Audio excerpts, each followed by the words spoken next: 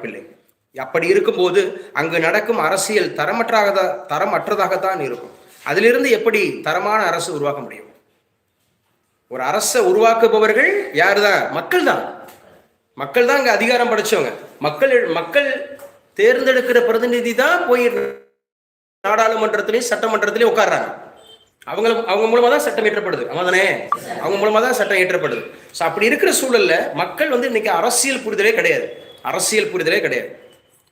ஒரு இந்திய அரசியலமைப்பு சட்டம்னா என்ன, எப்படிப்பட்ட நபரை நம்ம தேர்ந்தெடுக்கணும், ஒரு நம்ம ஆளக்கூடியவர் அப்படிங்கிறவர் எந்த மாதிரியான தகுதிகள் இருக்கணும், குறிப்பா நல்ல டெமோக்ராட்டிக்கா இருக்கணும், லிபரலா இருக்கணும், சரியா?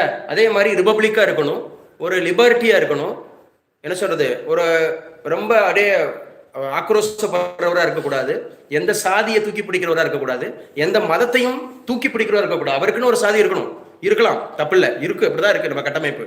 ஒரு சாதி இருக்கலாம், மதம் இருக்கலாம், அவருக்குன்னு மொழி இருக்கலாம்.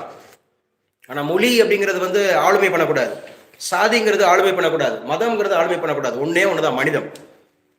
ஏன்னா மக்களாட்சி என்ன சொல்லுது? மக்களுக்காக மக்களா. ஆமாதானே? அப்ப மக்கள் தான் இங்க முக்கியம், மதம் முக்கியம் இல்ல. இங்க மக்கள் தான் முக்கியம், மொழி முக்கியம் இல்ல. இங்க மக்கள் தான் முக்கியம், மக்களோட வெல்ஃபேர் தான் முக்கியம். பேசுற புரியுதா? அப்ப எப்படி இருக்கணும் சார்? நம்ம சொல்றதுதான் பிரெஞ்சு புரட்சியில இருந்து எடுத்தோம்ல, 1789 பிரெஞ்சு புரட்சி. Liberty, equality, fraternity. லிபர்ட்டினா சுதந்திரம், ஃப்ராட்டர்னிட்டினா சகோதரத்துவம். அதே மாதிரி நமக்கு ஈக்குவாலிட்டினா சமத்துவம். இங்க யாருக்கும் மேலே இல்லை, யாருக்கும் கீழே இல்லை.